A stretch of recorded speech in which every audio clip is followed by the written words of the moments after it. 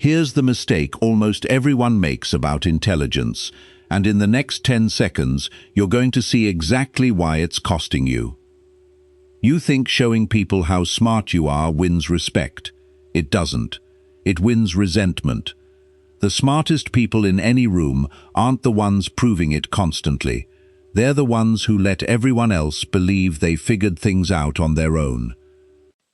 Arthur Schopenhauer discovered this the hard way, and the discovery started with a letter from his own mother, criticizing him for something he thought was his greatest strength, his need to always know better than everyone around him.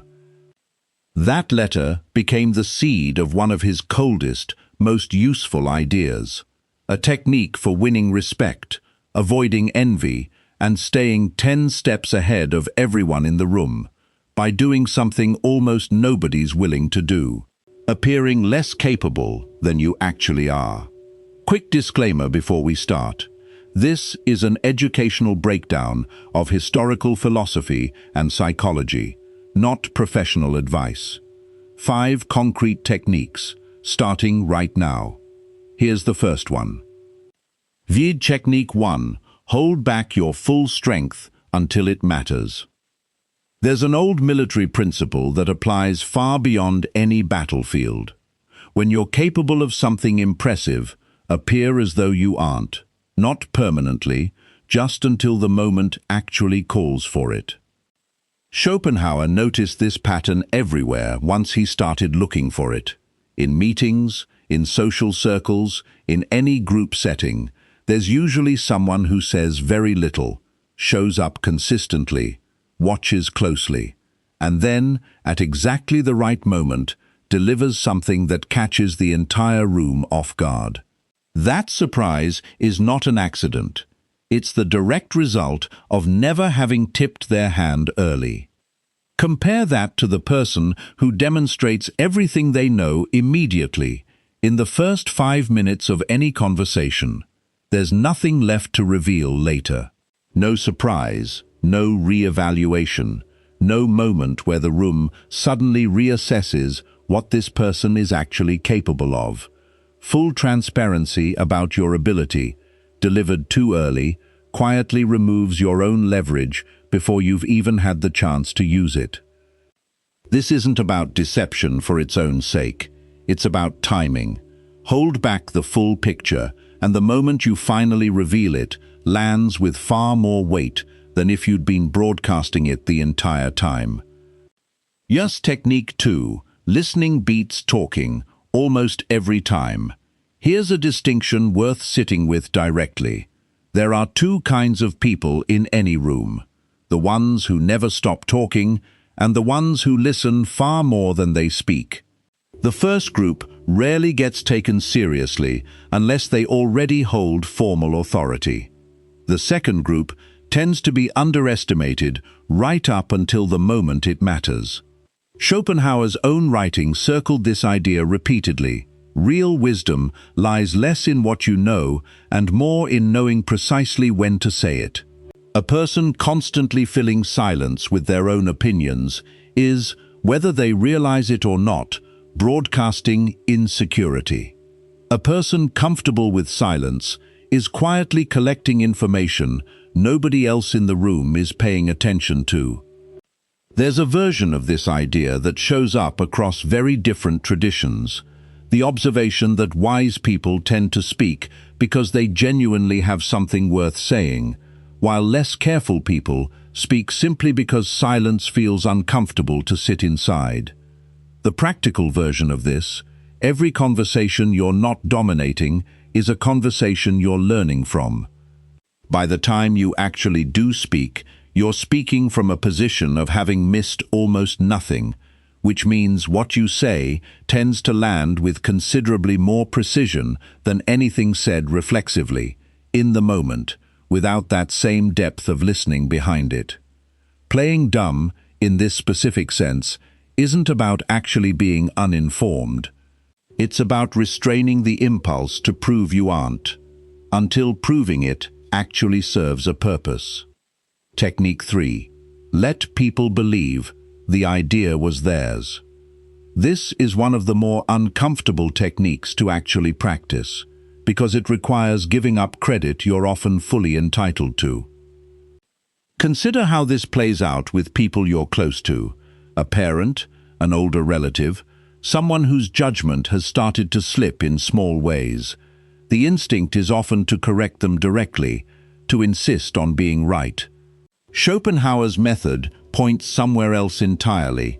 Plant the idea carefully, let it take root, and allow the other person to arrive at it themselves, believing it was theirs the whole time.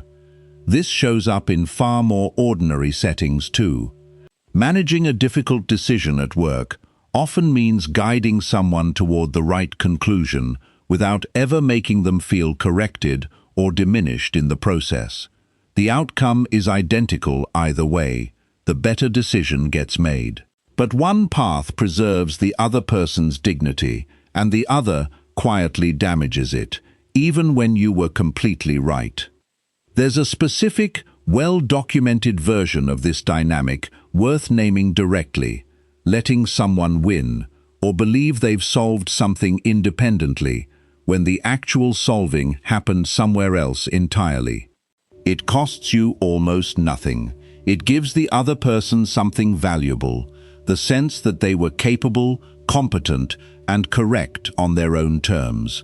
That exchange, uneven as it looks on paper, tends to build far more goodwill than insisting on credit ever would. Technique 4. Protect people's dignity, even when you're right. Here's a principle Schopenhauer stated almost bluntly: appearing less capable than you are is sometimes the only way to cover for someone else's shortcomings without humiliating them in the process. This matters more than it initially sounds like it should, because constant correction, even accurate, well-intentioned correction, has a specific social cost. Every time you point out someone else's error, you position yourself as the person who caught it, and them as the person who made it. Do that repeatedly, even gently, even with the best intentions, and you'll eventually be remembered less for being right and more for making people feel consistently wrong around you. We're all, underneath whatever role we're currently occupying, still fundamentally sensitive to how we're perceived. A boss who's mistaken about something small, a colleague who's slightly off in a meeting, a friend who gets a fact wrong in casual conversation. In most of these moments, the actual stakes of correcting them are lower than the social cost of doing so. Protecting someone's dignity in these smaller moments tends to build far more long-term trust than a perfect track record of never letting an error slide uncorrected. This is where playing dumb becomes something closer to genuine emotional intelligence than actual deception. You're not pretending ignorance to manipulate anyone. You're choosing, deliberately, which battles are actually worth the cost of winning visibly. Technique 5. Stay out of the spotlight until you've earned it. Most people crave visibility, being noticed, being recognized, being seen as the most capable person in the room. That craving is understandable. It's also, more often than not, premature. Schopenhauer's advice here is almost counterintuitive. Act as though you know less than you do, right up until the specific moment you're actually ready to make an impact worth remembering. Until that moment arrives, the more useful position is listening, absorbing, and staying deliberately low-key, because visibility before you're actually prepared for it tends to expose gaps rather than showcase strength. There's an old idea, expressed across multiple philosophical traditions in slightly different language, that captures this precisely. True capability is often better carried quietly than displayed openly, because open display invites exactly the kind of scrutiny and resistance that quiet competence manages to avoid entirely. One classical image describes the wise figure as dressed plainly on the outside, while holding something genuinely valuable hidden within, visible only when it actually matters to reveal it. This isn't about permanent invisibility. It's about sequencing. Build the foundation quietly. Let the moment of visibility arrive on your terms, once there's something substantial behind it, rather than stepping into the spotlight prematurely and hoping the substance catches up afterward. The deeper principle, why this actually works. Here's the mechanism underneath all 5 techniques, and it's worth understanding clearly, because it explains why this approach outperforms constant, visible intelligence almost every time. Schopenhauer observed something specific and slightly uncomfortable about human psychology. People spend an enormous amount of energy worrying about how they're perceived by others, far more than that perception actually deserves. Reflected on honestly, most of what other people think about you has surprisingly little bearing on your actual well-being, and yet the instinct to manage that perception, to prove yourself constantly, runs extremely deep. The person who constantly displays intelligence is, often without realizing it, feeding that same instinct in everyone around them, creating a room full of people quietly measuring themselves against a standard they didn't ask to be measured by. That produces resentment far more reliably than admiration, even when the display itself was completely accurate and well-intentioned. The alternative approach, restraint, listening, letting others take credit, protecting dignity, staying quiet until the moment counts, sidesteps that entire dynamic. Nobody feels diminished by someone who isn't performing superiority in front of them. And when that same person eventually does reveal real capability, it lands as a genuine, pleasant surprise rather than confirmation of something they'd already been announcing all along.